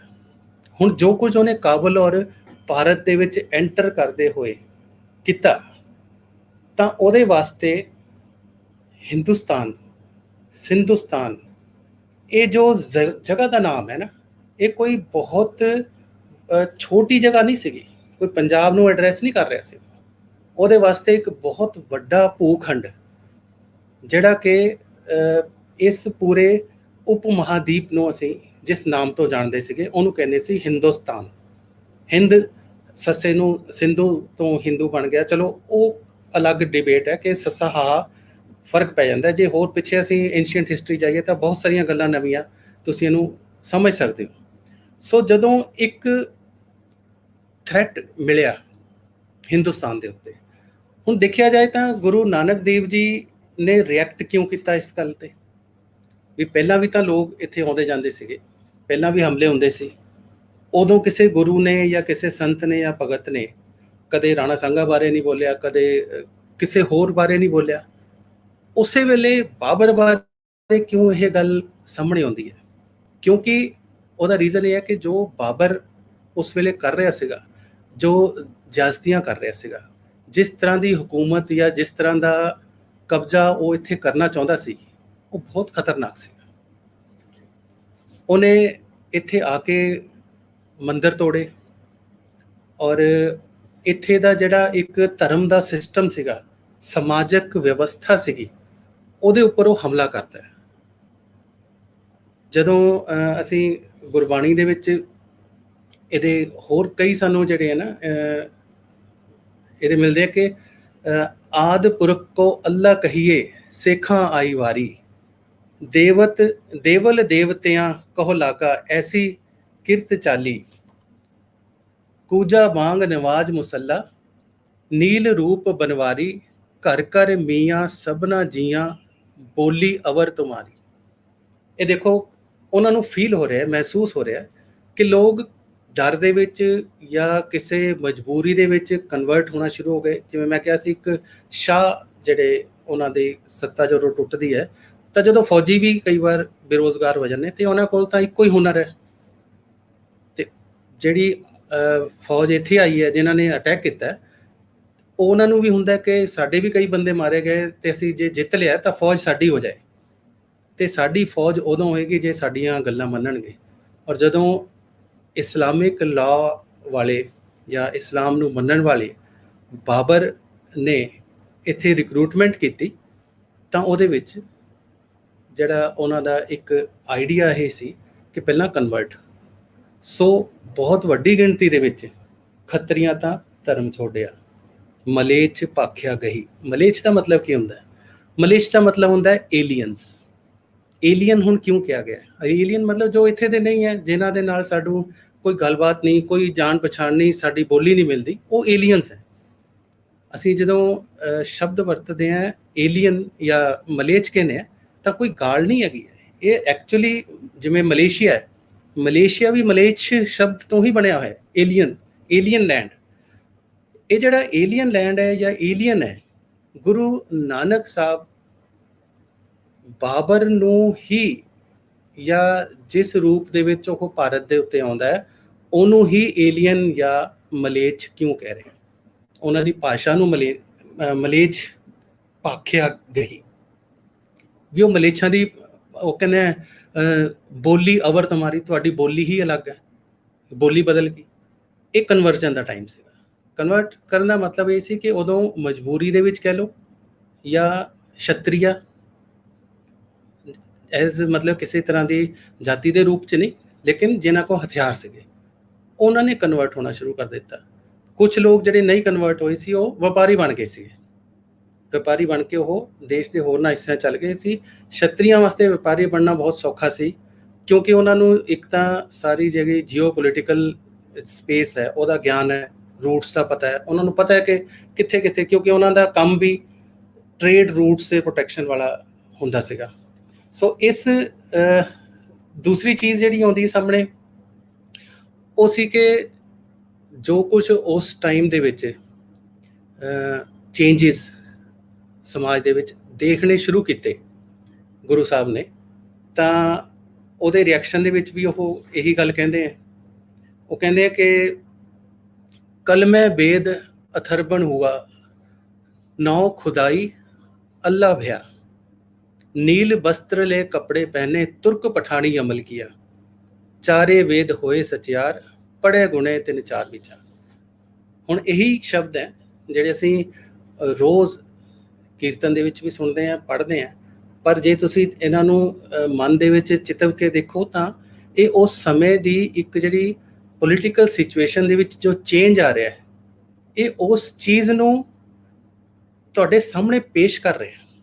ਤੁਹਾਨੂੰ ਦੱਸਣਾ ਚਾਹੁੰਦੇ ਆ ਗੁਰੂ ਸਾਹਿਬ ਕਿ ਕਿਸ ਤਰ੍ਹਾਂ ਜਿਹੜਾ ਨਾ ਸਾਰੀ ਵਿਵਸਥਾ ਦੇ ਵਿੱਚ ਚੇਂਜ ਹੋ ਰਿਹਾ। ਤੁਸੀਂ ਕਹੋਗੇ ਕਿ ਠੀਕ ਹੈ, ਬੰਦੇ ਦੀ ਮਰਜ਼ੀ ਹੈ, ਜਿਵੇਂ ਮਰਜ਼ੀ ਚੇਂਜ ਹੋ ਜਾਏ, ਇਹਦੇ ਵਿੱਚ ਕੀ ਫਰਕ ਪੈਂਦਾ? ਉਹ ਤਾਂ ਬਦਲਣਾ ਹੀ ਹੈ। ਪਰ ਜੇ ਗੁਰੂ ਸਾਹਿਬ ਇਹ ਕਹਿੰਦੇ ਆ ਵੀ ਕੱਲ ਕਾਤੀ ਰਾਜੇ ਕਾ ਸਾਈ, ਧਰਮ ਪੰਖ ਕਰ ਉੱਡ ਰਿਹਾ, ਕੂੜਾ ਆਵਤ ਸੱਚ ਚੰਦਰਮਾ ਦਿਸੇ ਨਾਹੀ, ਕਹਿ ਚੜਿਆ, ਹੋ ਪਾਲੀ ਵਿਕੁੰਨੀ ਹੋਈ, ਅੰਧੇਰੇ ਰਾਹ ਨਾ ਕੋਈ, ਵਿੱਚ ਹਉਮੈ ਕਰ ਦੁੱਖ ਰੋਈ, ਕਹੋ ਨਾਨਕ ਕਿਨ ਬਿਦ ਗਤ ਹੋਈ। ਹੁਣ ਦੇਖੋ ਇੱਥੇ ਇੱਕ ਤਰ੍ਹਾਂ ਨਾਲ ਗੁਰੂ ਨਾਨਕ ਸਾਹਿਬ ਸਾਡੇ ਸਾਹਮਣੇ ਵੀ ਪ੍ਰਸ਼ਨ ਵੀ ਰੱਖ ਰਹੇ ਨੇ ਕਿ ਕਿਸ ਤਰ੍ਹਾਂ ਦੀ ਵਿਵਸਥਾ, ਕਿਸ ਤਰ੍ਹਾਂ ਦਾ ਸਿਸਟਮ ਜਿਹੜਾ ਨਾ ਉਹ ਹੋ ਗਿਆ ਹੈ, ਕਿ ਕਿਸ ਤਰ੍ਹਾਂ ਦਾ ਰਾਜ ਪਾਠ ਔਰ ਕਿਸ ਤਰ੍ਹਾਂ ਦੀ ਜਿਹੜੀ ਉਹਨਾਂ ਦੇ ਲੋਕਾਈ ਹੈ ਜਿਹਦੇ ਵਿੱਚ ਧਰਮ ਪੰਖ ਕਰ ਉੱਡ ਰਿਹਾ। ਇੱਥੇ ਹੁਣ ਕਿਹੜੇ ਧਰਮ ਦੀ ਗੱਲ ਕਰ ਰਹੇ? ਕੋਈ ਸੋਚੇ ਵੀ ਕੀ ਉਹ ਸਨਾਤਨ ਧਰਮ ਦੀ ਗੱਲ ਕਰ ਰਹੇ ਹੈ, ਬੌਧ ਧਰਮ ਦੀ ਗੱਲ ਕਰ ਰਹੇ ਹੈ, ਜਾਂ ਜੈਨ ਧਰਮ ਦੀ ਗੱਲ? ਕਿਹੜਾ ਪੰਖ ਕਰਕੇ ਉੱਡ ਗਿਆ? ਨੋ, ਇੱਥੇ ਧਰਮ ਦਾ ਜਿਹੜਾ ਮੀਨਿੰਗ ਹੈ ਉਹਦੇ ਬਾਰੇ ਹੁਣੇ ਮੈਂ ਆਪਾਂ ਗੱਲ ਕਰਦੇ ਹਾਂ, ਉਹਦੇ ਬਾਰੇ ਵੀ। ਧਰਮ ਦਾ ਕਨਸੈਪਟ ਉਹਨਾਂ ਵਾਸਤੇ ਕੀ ਸੀਗਾ, ਧਰਮ ਕੀ ਹੈ, ਔਰ ਕਿਹੜੀ ਐਸੀ ਚੀਜ਼ ਆ ਰਹੀ ਹੈ ਜਿਹੜੀ ਕਿ ਸਾਰੀ ਸ੍ਰਿਸ਼ਟੀ ਨੂੰ ਇੱਕ ਵਰਣ ਕਰਨ ਵਾਸਤੇ, ਇੱਕ ਰੰਗ ਦੇ ਵਿੱਚ ਬਦਲਣ ਵਾਸਤੇ ਧਰਮ ਕੀ ਗਤ ਰਹੀ। ਜਿੱਥੇ ਧਰਮ ਖਤਮ ਹੋਏਗਾ, ਸਾਡਾ ਧਰਮ ਬਹੁਲਤਾਵਾਦੀ ਹੈ। ਜਦੋਂ ਅਸੀਂ ਕਿਹਾ ਕਿ ਐਂਸ਼ੀਅੰਟ ਟਾਈਮ ਤੋਂ ਹੀ ਇੱਥੇ ਇੰਨੇ ਨਸਲਾਂ, ਧਰਮਾਂ ਔਰ ਮਤਾਂ ਦੇ ਲੋਕ ਅਲੱਗ-ਅਲੱਗ ਰਹਿ ਰਹੇ ਨੇ, ਕੋ ਐਗਜ਼ਿਸਟੈਂਸ ਦੀ ਗੱਲ ਹੈ, ਤਾਂ ਸਾਡਾ ਜਿਹੜਾ ਭਾਰਤੀ ਸੱਭਿਅਤਾ ਹੈ ਇਹ ਬਹੁਲਤਾਵਾਦੀ ਹੈ। ਬਹੁਲਤਾਵਾਦੀ ਮਤਲਬ ਜਿਹਨੂੰ ਅਸੀਂ ਪੋਸਟ ਮਾਡਰਨਿਸਟ ਜਿਹੜਾ ਈਡੀਅਮ ਦੇ ਵਿੱਚ ਪਲੂਰਲਿਸਟਿਕ ਕਹਿ ਦਿੰਦੇ, ਇਹ ਪੁਰਾਣਾ ਹੈ। ਸਾਡੇ ਤਾਂ ਬਹੁਲਤਾਵਾਦੀ ਸ਼ੁਰੂ ਤੋਂ ਹੀ ਹੈ। ਜਦੋਂ ਅਸੀਂ ਇਹ ਕਹਿੰਦੇ ਹਾਂ ਸਰਵਮ ਖਲਵਿਦਮ ਬ੍ਰਹਮਮ, ਵੀ ਜੋ ਕੁਝ ਵੀ ਸਰਵਮ ਹਰ ਪਾਸੇ, ਖਲਵਿਦਮ ਜਿੰਨਾ ਵੀ ਸਾਨੂੰ ਦਿਖਦਾ ਹੈ, ਵਿਦਮ ਦਾ ਮਤਲਬ ਦਿਖਣਾ, ਉਹ ਸਾਰਾ ਬ੍ਰਹਮ ਹੈ। ਇੱਥੇ ਹੁਣ ਕੋਈ ਇੱਕ ਸਿੰਗਲ ਗੋਡ ਦੀ ਗੱਲ ਨਹੀਂ ਕਰ ਰਹੇ, ਇੱਥੇ ਇੱਕ ਈਸ਼ਵਰਵਾਦ ਨਹੀਂ ਹੈ। ਇੱਥੇ ਇੱਕ ਈਸ਼ਵਰਵਾਦ ਦੀ ਜਿਹੜੀ ਗੱਲ ਸੈਮਿਟਿਕ ਕਲਚਰ ਤੋਂ ਆਉਂਦੀ ਹੈ। ਉਹ ਇੱਕ ਹੀ ਜਿਹੜਾ ਸੱਚ ਨੂੰ ਠੀਕ ਹੈ ਮੰਨਣਾ, ਪਰ ਉਹਨਾਂ ਦੀ ਇਜਾਰੇਦਾਰੀ ਹੈ। ਉਹ ਕਹਿੰਦੇ ਵੀ ਇਸ ਤੋਂ ਇਲਾਵਾ ਕੋਈ ਸੱਚ ਨਹੀਂ ਹੈ। ਪਰ ਸਾਡੇ ਇੱਥੇ ਤਾਂ ਸਭ ਕੁਝ ਸੱਚ ਹੈ। ਬ੍ਰਹਮ ਦੀ ਗੱਲ ਕਰਦੇ ਨਾ, ਜਿਹੜਾ ਕਿ ਬ੍ਰਹਮ ਕੋਈ ਗੋਡ ਨਹੀਂ ਹੈ, ਈਸ਼ਵਰ ਨਹੀਂ ਹੈ। ਬ੍ਰਹਮ ਹੈਗਾ ਇੱਕ ਸਿਸਟਮ ਆਫ ਕ੍ਰੀਏਸ਼ਨ ਹੈ, ਜਿਹੜਾ ਕਿ ਰੀਅਲਾਈਜੇਸ਼ਨ ਨਾਲ ਹੈ, ਅਨੁਭਵ ਦੇ ਨਾਲ ਸਾਨੂੰ ਮਿਲਦਾ ਹੈ। ਤੇ ਜਿਹੜਾ ਸੈਮਿਟਿਕ ਕਲਚਰ ਦਾ ਜਿਹੜਾ ਗੋਡ ਹੈ ਉਹ ਫੇਥ ਬੇਸਡ ਹੈ, ਵਿਸ਼ਵਾਸ ਦੇ ਉੱਤੇ ਹੈ। ਵਿਸ਼ਵਾਸ ਦੇ ਉੱਤੇ ਇਸ ਕਰਕੇ ਕਿ ਇੱਕ ਸੈਟ ਉਹਨਾਂ ਨੇ ਆਪਣਾ ਫੇਥ ਬਣਾ ਲਿਆ ਕਿ ਇਸ ਤਰ੍ਹਾਂ ਜਿਹੜੀ ਸਾਡੀ ਐਂਥਰੋਪੋਲੋਜੀ ਦੀ ਗੱਲ ਹੈ ਵੀ ਮਨੁੱਖ ਕਿਵੇਂ ਬਣਿਆ, ਕੀ ਹੋਇਆ, ਕੀ ਉਹਦੇ ਵਿੱਚੋਂ ਉਹਨਾਂ ਨੇ ਕਿਹਾ ਐਡਮ ਐਂਡ ਈਵ ਦੀ ਜਿਹੜੀ ਗੱਲ ਕਰ ਲੈਂਦੇ। ਤੇ ਉਸ ਹਾਇਰਾਰਕੀ ਦੇ ਵਿੱਚ ਖੁਦਾ, ਅੱਲਾ, ਪੈਗੰਬਰ ਦੀ ਉਸ ਤੋਂ ਉੱਪਰ ਜਿਹੜੇ ਜਾਂਦੇ ਜਾਂਦੇ ਇੱਕ ਸਿਸਟਮ ਉਹਨਾਂ ਦਾ ਉਸ ਤਰ੍ਹਾਂ ਬਣਿਆ। ਔਰ ਫਿਰ ਮਨੁੱਖ ਨੇ ਕਰਨਾ ਕੀ ਹੈ? ਮਨੁੱਖ ਪੈਦਾਇਸ਼ੀ ਜਿਹੜਾ ਹੈ ਉਹ ਸਿਨਫੁਲ ਹੈ, ਕ੍ਰਿਸਚੈਨਿਟੀ 'ਚ ਕਿਹਾ ਜਾਂਦਾ ਨਾ। ਔਰ ਤੁਸੀਂ ਆਪਣੀ ਪੂਰੇ ਜੀਵਨ ਦੇ ਵਿੱਚ ਉਹਨਾਂ ਪਾਪਾਂ ਤੋਂ ਮੁਕਤੀ ਪਾਉਣੀ ਹੈ ਤਾਂ ਤੁਹਾਡੀ ਸੈਲਵੇਸ਼ਨ ਹੈ।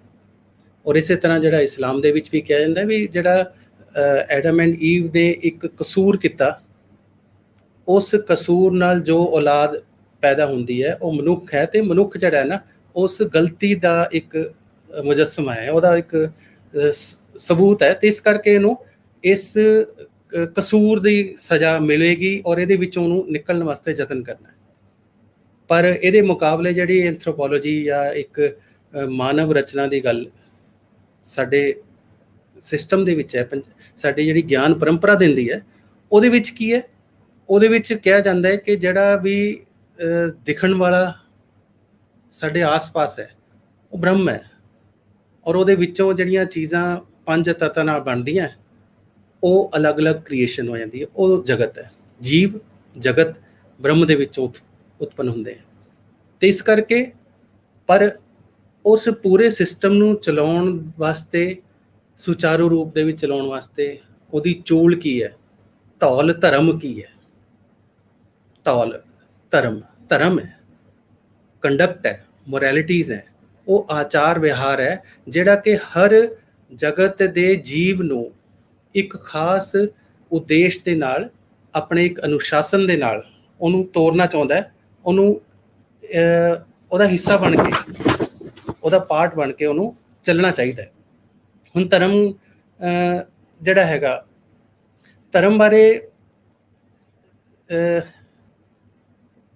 ਜਿਹੜੀਆਂ ਅਲੱਗ-ਅਲੱਗ ਧਾਰਨਾਵਾਂ ਵੀ ਹੈ, ਪਰ ਸਭ ਤੋਂ ਸਿੰਪਲ ਜਿਹੜਾ ਸਾਡੇ ਇੱਥੇ ਕਿਹਾ ਜਾਂਦਾ ਵੀ ਜੋ ਅਸੀਂ ਧਾਰਦੇ ਹਾਂ, ਧਾਰਿਤੀ ਇਤੀ ਧਰਮ, ਵੀ ਜੋ ਅਸੀਂ ਧਾਰਨ ਕਰ ਲੈਂਦੇ ਹਾਂ, ਜੋ ਧਾਰਨ ਕਰਨ ਯੋਗ ਹੈ, ਉਹੀ ਧਰਮ ਹੈ। ਮੈਂ ਬਹੁਤ ਕਈ ਵਾਰ ਐਗਜ਼ਾਮਪਲ ਦਿੰਦਾ ਵੀ ਜੇ ਅਸੀਂ ਘਰ ਦੇ ਵਿੱਚ ਅਸੀਂ ਮਾਤਾ ਦੀ ਸੇਵਾ ਕਰਦੇ ਹਾਂ ਤਾਂ ਇਹ ਸਾਡਾ ਧਰਮ ਹੈ, ਇਹ ਸਾਡਾ ਕੋਈ ਰਿਲੀਜਨ ਨਹੀਂ ਹੈ। ਪਿਤਾ ਦਾ ਸੇਵਾ ਕਰਨਾ, ਜਾਂ ਇਸੇ ਤਰ੍ਹਾਂ ਜੇ ਬੱਚੇ ਕੋਈ ਕਾਰਜ ਕਰਦੇ ਆ, ਇੱਕ ਧਰਮ ਸਰੂਪ ਕਰਦੇ ਆ। ਰਾਜਾ ਚਲਾਉਂਦਾ ਹੈ ਤਾਂ ਉਹਦਾ ਰਾਜ ਇੱਕ ਧਰਮ ਹੈ ਜਿਹਦੇ ਵਿੱਚ ਉਹਨੇ ਆਪਣੀ ਪ੍ਰਜਾ ਦਾ ਧਿਆਨ ਰੱਖਣਾ ਹੈ। ਸੋ ਇਸ ਤਰ੍ਹਾਂ ਦਾ ਜਿਹੜਾ ਕੰਡਕਟ ਹੈ, ਸਾਡਾ ਫਰਜ਼ ਹੈ, ਸਾਡੀ ਡੇਲੀ ਦੀ ਆਚਾਰ ਵਿਹਾਰ ਚੰਗੇ ਗੁਣਾਂ ਅਸੀਂ ਉਹਦੇ ਵਿੱਚ ਕੋਈ ਕਰਮ ਕਾਂਡ ਦਾ ਕੋਈ ਦਖਲ ਨਹੀਂ, ਕੋਈ ਇੰਸਟੀਟਿਊਟ ਕੁਝ ਨਹੀਂ। ਦੂਸਰੀ ਚੀਜ਼ ਜਿਹੜੀ ਹੈ, ਗੁਰੂ ਸਾਹਿਬ ਜਿਸ ਗੱਲ ਤੋਂ ਸਾਨੂੰ ਉਹਨਾਂ ਨੇ ਧਰਮ ਔਰ ਮਜ਼ਹਬ ਦੇ ਵਿੱਚੋਂ ਇੱਕ ਫਰਕ ਦੇਖਿਆ, ਜਿੱਥੇ ਉਹ ਕਹਿੰਦੇ ਵੀ ਧਰਮ ਕੀ ਗਤ ਰਹੀ, ਉਹ ਕਿਉਂ? ਉਹਦੇ ਵਿੱਚ ਇਹ ਸੀਗਾ ਕਿ ਜਿਹੜਾ ਸੈਮਿਟਿਕ ਕਲਚਰ ਦੇ ਵਿੱਚੋਂ ਜੋ ਰਿਲੀਜਨ ਦਾ ਔਰ ਮਜ਼ਹਬ ਦਾ ਇੱਕ ਪੁਆਇੰਟ ਹੈ, ਉਹ ਨਿਰਾਕਾਰ ਤਾਂ ਹੈ ਪਰ ਨਿਰਗੁਣ ਨਹੀਂ ਹੈ। ਸਾਡੇ ਜਿਹੜੀਆਂ ਇੱਥੇ ਟ੍ਰੈਡੀਸ਼ਨਸ ਚੱਲਦੀਆਂ ਉਹ ਹਰ ਤਰ੍ਹਾਂ ਦੀਆਂ, ਨਿਰਗੁਣ ਨਿਰਾਕਾਰ ਵੀ ਹੈ, ਨਿਰਗੁਣ ਸਾਕਾਰ ਵੀ ਹੈ, ਨਿਰਗੁਣ ਨਿਰਾਕਾਰ ਵੀ ਹੈ। ਪਰ ਜੋ ਟ੍ਰੈਡੀਸ਼ਨ ਅਦਵੈਤ ਦੀ ਫਿਲਾਸਫੀ ਦੇ ਅਕੋਰਡਿੰਗਲੀ ਸਿੱਖ ਪੰਥ ਦੇ ਵਿੱਚ, ਸਿੱਖ ਮਤ ਦੇ ਵਿੱਚ ਔਰ ਸਿੱਖ ਸੰਪਰਦਾਇ ਦੇ ਵਿੱਚ ਪਪੂਲਰ ਹੁੰਦੀ ਹੈ ਔਰ ਚੱਲਦੀ ਹੈ, ਜਿਹਦੇ ਉੱਪਰ ਗੁਰੂਆਂ ਨੇ, ਸੰਤਾਂ ਨੇ, ਭਗਤਾਂ ਨੇ ਔਰ ਪੂਰੀ ਭਗਤ ਮੂਵਮੈਂਟ ਜਿਹੜੀ ਸੀਗੀ, ਭਗਤੀ ਲਹਿਰ ਸੀ, ਉਹਨੇ ਜ਼ੋਰ ਦਿੱਤਾ, ਉਹ ਨਿਰਗੁਣ ਔਰ ਨਿਰਾਕਾਰ ਦੀ ਗੱਲ ਕਰਦੇ ਨੇ। ਨਿਰਗੁਣ ਨਿਰਾਕਾਰ ਬ੍ਰਹਮ ਹੋ ਸਕਦਾ ਹੈ, ਪਾਰ ਬ੍ਰਹਮ ਹੋ ਸਕਦਾ ਹੈ, ਜਿਹੜਾ ਕਿ ਸਿਰਫ ਸਿਸਟਮ ਹੈ, ਜਿਹੜਾ ਆਪ ਹੀ ਨੇ ਆਪ ਸਾਜੇ। ਉਹਦਾ ਮਤਲਬ ਉਹਦੇ ਵਿੱਚ ਕੋਈ ਵੀ ਉੱਪਰ ਐਸਾ ਨਹੀਂ ਹੈ ਜਿਹਨੇ ਕੁਝ ਬਣਾਇਆ ਆਪਣੇ ਹੱਥ ਨਾਲ ਜਾਂ ਉਸ ਤੋਂ ਬਾਅਦ ਉਹਨੇ ਤੁਹਾਡੇ ਤੋਂ ਵਾਪਸ ਲੈਣਾ ਹੈ। ਸਿਸਟਮ ਹੈ, ਸਿਸਟਮ ਦੇ ਵਿੱਚ ਜੰਮਣ ਮਰਨਾ ਜਿਹੜਾ ਹੈ ਇਹ ਸੱਚ ਹੈ।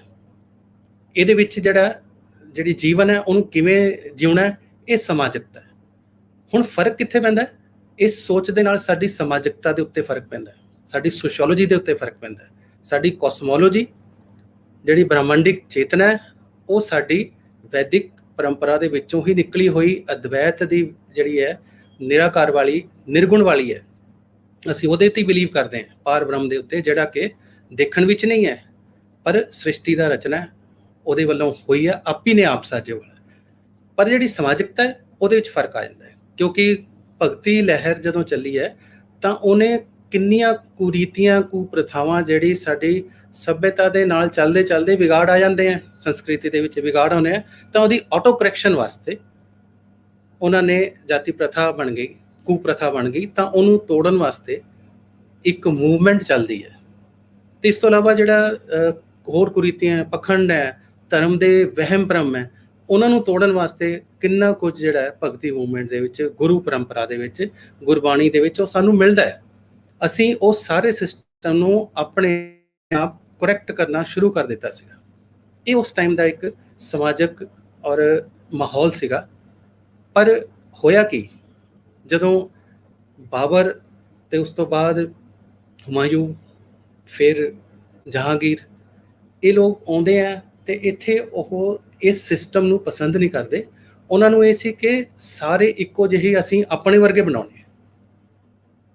ਇਹਦੇ ਵਿੱਚ ਕਈ ਰੀਜ਼ਨ ਹੈ, ਜੇ ਤੁਸੀਂ ਉਹਨਾਂ ਦੀ ਘੋਖ ਕਰੋ ਤਾਂ ਕਿਸ ਤਰ੍ਹਾਂ ਇਹ ਵੀ ਲੱਗਦਾ ਹੈ ਕਿ ਜਿਵੇਂ ਤੁਸੀਂ ਸਰਹੰਦ ਦੇਖਿਆ ਹੋਣਾ ਹੈ, ਫਤਿਹਗੜ੍ਹ ਸਾਹਿਬ ਦੇ ਕੋਲ ਇੱਕ ਆਊਟਪੋਸਟ ਜਾਂ ਇੱਕ ਗੈਸਟ ਹਾਊਸ ਜਾਂ ਹੈ ਜਿਹਨੂੰ ਆਮ ਖਾਸ ਬਾਗ ਕਹਿੰਦੇ ਆ, ਜਿੱਥੇ ਕਿ ਇੱਕ ਰਾਜੇ ਵਾਸਤੇ ਇੱਕ ਐਸ਼ੋ ਆਰਾਮ ਦੇ ਵਾਸਤੇ ਉਹਨਾਂ ਨੇ ਗੈਸਟ ਹਾਊਸ ਬਣਾਇਆ ਸੀਗਾ।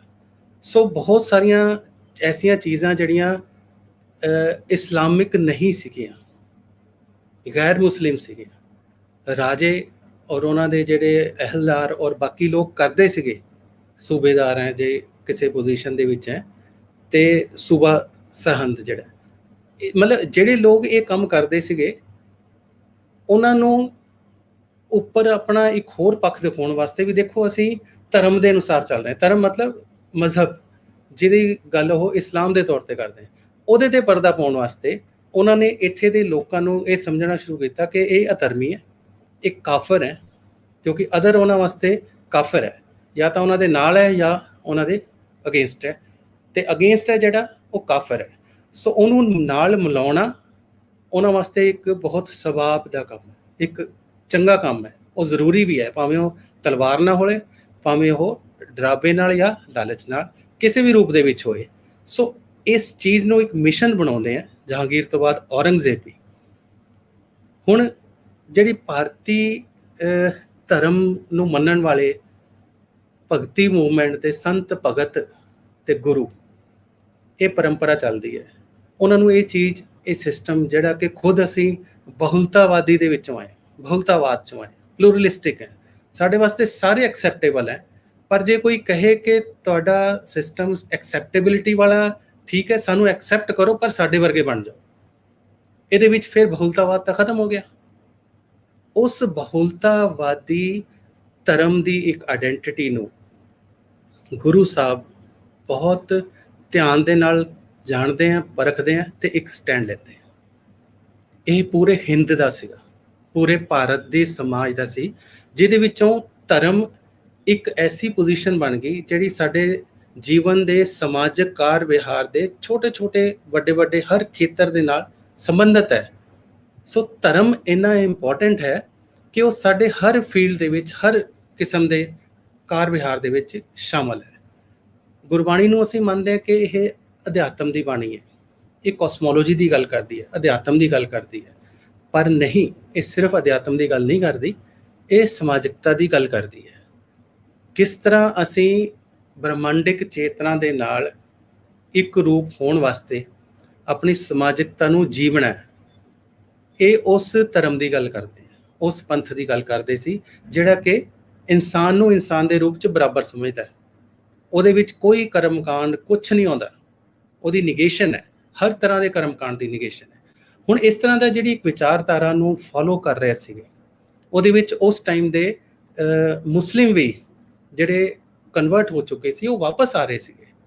ਸੋ ਇਸ ਤਰ੍ਹਾਂ ਦਾ ਬਹੁਤ ਵੱਡਾ ਥ੍ਰੈਟ ਲੱਗਿਆ ਜਹਾਂਗੀਰ ਨੂੰ ਗੁਰੂ ਅਰਜਨ ਦੇਵ ਜੀ ਦੇ ਟਾਈਮ ਦੇ ਵਿੱਚ। ਇਹ ਗੱਲ ਕਹਿ ਦੇਣਾ ਕਿ ਕਿਸੇ ਨੇ ਚੁਗਲੀ ਕਰਕੇ ਗੁਰੂ ਸਾਹਿਬ ਨੂੰ ਸਜ਼ਾ ਦਵਾ ਦਿੱਤੀ, ਇਹ ਵੀ ਜਿਹੜਾ ਗੁਰੂ ਸਾਹਿਬ ਦੀ ਬਹੁਤ ਵੱਡੀ ਸ਼ਹਾਦਤ ਨੂੰ ਨੀਵਾਂ ਜਾਂ ਛੋਟਾ ਕਰਕੇ ਦੱਸਣ ਦੀ ਗੱਲ ਹੈ। ਉਹਨਾਂ ਦੀ ਸ਼ਹਾਦਤ, ਗੁਰੂ ਅਰਜਨ ਦੇਵ ਜੀ ਦੀ ਸ਼ਹਾਦਤ ਕੋਈ ਇੰਨੀ ਛੋਟੀ ਨਹੀਂ ਸੀ ਕਿ ਕਿਸੇ ਦੇ ਚੁਗਲੀ ਕਰਨ ਦੇ ਉੱਤੇ ਤੁਸੀਂ ਇਹ ਕਹਿ ਦਿਓ ਕਿ ਉਹਨਾਂ ਨੂੰ ਸਜ਼ਾ ਦੇ ਦਿੱਤੀ ਗਈ। ਨਹੀਂ, ਸਭ ਚੇਤਨ ਤੌਰ ਤੇ ਉਹ ਜਾਣਦੇ ਸੀਗੇ ਕਿ ਉਹ ਕੀ ਕਰ ਰਹੇ ਨੇ। ਇਸ ਕਰਕੇ ਉਹਨਾਂ ਨੇ ਗੁਰੂ ਹਰਗੋਬਿੰਦ ਸਾਹਿਬ ਨੂੰ ਪਹਿਲਾਂ ਹੀ ਕਹਿ ਦਿੱਤਾ ਸੀਗਾ ਕਿ ਆਉਣ ਵਾਲੇ ਟਾਈਮ ਦੇ ਵਿੱਚ ਤੁਸੀਂ ਹਥਿਆਰ ਰੱਖਣਾ ਪੈਣਾ ਹੈ।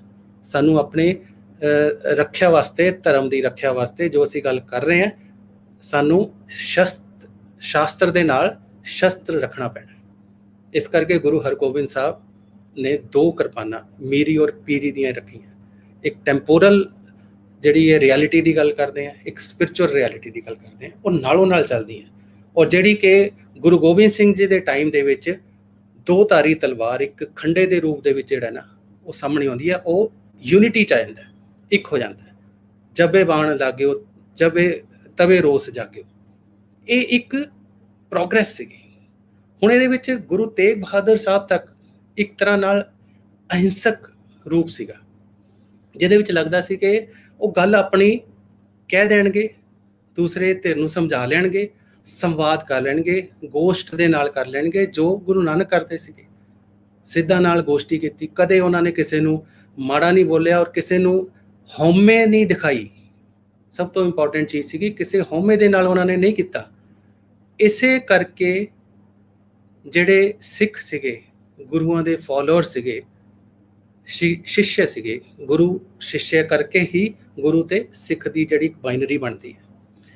ਜਿਹੜੇ ਵੀ ਸ਼ਿਸ਼ਯ ਸੀਗੇ, ਸਿੱਖ ਸੀਗੇ, ਉਹਨਾਂ ਨੇ ਅਕਬਰ ਹੋਏ, ਭਾਵੇਂ ਹੁਮਾਯੂ ਹੋਏ, ਭਾਵੇਂ ਜਿਹੜਾ ਜਹਾਂਗੀਰ ਹੈ, ਔਰੰਗਜ਼ੇਬ ਹੈ, ਕਿਸੇ ਨੂੰ ਵੀ ਰਾਜਾ ਨਹੀਂ ਮੰਨਿਆ। ਉਹਨਾਂ ਨੇ ਪਾਤਸ਼ਾਹ ਮੰਨਿਆ ਆਪਣੇ ਗੁਰੂਆਂ ਨੂੰ, ਉਹਨਾਂ ਨੂੰ ਗੱਦੀ ਤੇ ਬਿਠਾਇਆ। ਇਹ ਜਿਹੜੀ ਇੱਕ ਸੱਤਾ ਸੀਗੀ, ਜਿਹੜੀ ਕੋਸਮੋਲੋਜੀ ਦੇ ਉੱਪਰ ਆਧਾਰਿਤ ਸੀ, ਇੱਕ ਸਪਿਰਚੁਅਲ ਸੱਤਾ ਸੀਗੀ, ਔਰ ਇੱਕ ਆਪਣੇ ਧਰਮ ਦੇ ਅਨੁਸਾਰ ਚੱਲਣ ਦੀ ਜਿਹੜੀ ਉਹਨਾਂ ਦਾ ਇੱਕ ਬੇਸਿਕ ਹਿਊਮਨ ਰਾਈਟ ਹੈ। ਸਾਡਾ ਹਿਊਮਨ ਰਾਈਟ ਹੈ, ਮੈਂ ਜਿਵੇਂ ਮਰਜ਼ੀ ਕਿਸੇ ਦੀ ਪ੍ਰਾਰਥਨਾ ਕਰਾਂ, ਇਹਦੇ ਵਿੱਚ ਦੂਸਰੇ ਦਾ ਦਖਲ ਨਹੀਂ ਹੋਣਾ ਚਾਹੀਦਾ, ਜਬਰੀ ਕੋਈ ਨਹੀਂ ਕਰ ਸਕਦਾ। ਇਸ ਚੀਜ਼ ਦੀ ਰੱਖਿਆ ਕਰਨ ਵਾਸਤੇ ਉਹਨਾਂ ਨੇ ਗੁਰੂਆਂ ਨੂੰ ਪਾਤਸ਼ਾਹ ਦਾ ਦਰਜਾ ਦਿੱਤਾ, ਵੀ ਉਹ ਜਿਹੜੇ ਪਾਤਸ਼ਾਹ ਹੈ ਜਾਂ ਰਾਜੇ ਹੈ ਉਹ ਸਾਡੇ ਵਾਸਤੇ ਕੋਈ ਮਾਇਨਾ ਨਹੀਂ ਰੱਖਦੇ। ਸੱਚੇ ਪਾਤਸ਼ਾਹ ਤੁਸੀਂ ਹੋ, ਪਾਤਸ਼ਾਹ ਤੁਸੀਂ ਹੋ। ਸੋ ਗੁਰੂਆਂ ਨੂੰ ਪਾਤਸ਼ਾਹ ਦਾ ਦਰਜਾ ਦੇਣਾ, ਇਹ ਜਿਹੜੀਆਂ ਸਾਰੀਆਂ ਚੀਜ਼ਾਂ ਸੀਗੀਆਂ, ਇਹ ਔਰੰਗਜ਼ੇਬ ਨੂੰ ਇੱਕ ਥ੍ਰੈਟ ਲੱਗਣ ਲੱਗ ਗਿਆ। ਉਹਨਾਂ ਨੂੰ ਲੱਗਿਆ ਕਿ ਇਸ ਤਰ੍ਹਾਂ ਤਾਂ ਮੈਂ ਆਪਣੇ ਧਰਮ ਦਾ ਪ੍ਰਚਾਰ ਕਰ ਰਿਹਾ, ਜਬਰੀ ਕਰ ਰਿਹਾ, ਸਿਰ ਵੱਢ ਰਿਹਾ, ਕਦੇ ਕਿਸੇ ਨੂੰ ਤਸੀਹੇ ਦੇ ਰਿਹਾ, ਕਦੇ ਯਾਸਾ ਕਾਨੂੰਨ ਦੇ ਨਾਲ ਉਹਨਾਂ ਨੂੰ ਅਸੀਂ ਇੰਨੀ ਕਰੂਰਤਾ ਦੇ ਨਾਲ ਮਾਰਿਆ ਜਾ ਰਿਹਾ ਕਿ ਕਿਸੇ ਦੀ ਬੂੰਦ ਜਿਹੜੀ ਹੈ ਉਹ ਥੱਲੇ ਨਾ ਡਿੱਗੇ। ਪਰ ਉਹਦਾ ਫਾਇਦਾ ਕੀ ਹੋ ਰਿਹਾ? ਫਾਇਦਾ ਕੁਝ ਨਹੀਂ ਹੋ ਰਿਹਾ, ਕਿਉਂਕਿ ਲੋਕ ਹਲੇ ਵੀ ਗੁਰੂਆਂ ਵੱਲ ਜਾ ਰਹੇ ਨੇ। ਇਸ ਸਿਚੁਏਸ਼ਨ ਦੇ ਵਿੱਚ ਕੋਈ ਫਰਕ ਨਹੀਂ ਪੈਂਦਾ ਕਿ ਕਿਸ ਨੇ ਚੁਗਲੀ ਕੀਤੀ, ਕਿਸੇ ਨੇ ਕੰਨ ਭਰੇ, ਕੀ ਕੀਤਾ, ਕੀ ਨਹੀਂ ਕੀਤਾ, ਇਹ ਛੋਟੀ ਗੱਲ ਹੋ ਜਾਂਦੀ ਹੈ। ਗੁਰੂਆਂ ਦਾ ਮਿਸ਼ਨ, ਗੁਰੂਆਂ ਦਾ ਧਰਮ ਪ੍ਰਤੀ ਉਹਨਾਂ ਦਾ ਜਿਹੜਾ ਸੰਕਲਪ ਸੀਗਾ, ਉਹ ਇਹਨਾਂ ਸਾਰੀਆਂ ਗੱਲਾਂ ਤੋਂ ਬਹੁਤ ਵੱਡਾ ਸੀਗਾ। ਇਸੇ ਕੜੀ ਦੇ ਵਿੱਚ ਜਦੋਂ ਕਸ਼ਮੀਰੀ ਪੰਡਤ ਬਹੁਤ ਸੋਚ ਵਿਚਾਰ ਕਰਕੇ ਗੁਰੂ ਤੇਗ ਬਹਾਦਰ ਸਾਹਿਬ ਕੋਲ ਆਉਂਦੇ ਨੇ, ਤਾਂ ਉਹ ਕਹਿੰਦੇ ਵੀ ਠੀਕ ਹੈ, ਤੁਸੀਂ ਔਰੰਗਜ਼ੇਬ ਨੂੰ ਇਹ ਕਹੋ ਕਿ ਜੇ ਸਾਡੇ ਗੁਰੂ ਨੂੰ ਤੁਸੀਂ ਇਸਲਾਮ ਕਬੂਲ ਕਰਵਾ ਸਕਦੇ ਹੋ ਤਾਂ ਅਸੀਂ ਸਾਰੇ ਕਬੂਲ ਕਰ ਲਾਂਗੇ। ਇਹ ਸੰਕਲਪ ਹੈ ਕਿ ਉਹਨਾਂ ਨੂੰ ਪਤਾ ਹੈ ਕਿ ਸਾਡਾ ਜਿਹੜਾ ਗੁਰੂ ਹੈ, ਇਹ ਆਪਣੇ ਸੰਕਲਪ ਦਾ ਪਤਾ ਹੈ, ਸਿਰੜ ਤੋਂ ਨਹੀਂ ਜਾਏਗਾ। ਜੋ ਇਹਨਾਂ ਦੀ ਸਿਰੜ ਹੈ, ਧਰਮ ਹੇਤ ਸਾਕਾ ਜਿਨਕੀ ਆ, ਉਸੇ ਟਾਈਮ ਇਹ ਡਿਸਾਈਡਡ ਸੀ। ਉਹ ਜਦੋਂ ਤੁਰ ਪਏ ਨੇ, ਜਾਂ ਤਾਂ ਔਰੰਗਜ਼ੇਬ ਨੂੰ ਹੀ ਮਿਲਣ ਜਾ ਰਹੇ ਨੇ, ਲੇਕਿਨ ਉਹਨਾਂ ਨੂੰ ਕੈਦ ਕਰ ਲਿਆ ਗਿਆ, ਫੜ ਲਿਆ ਗਿਆ।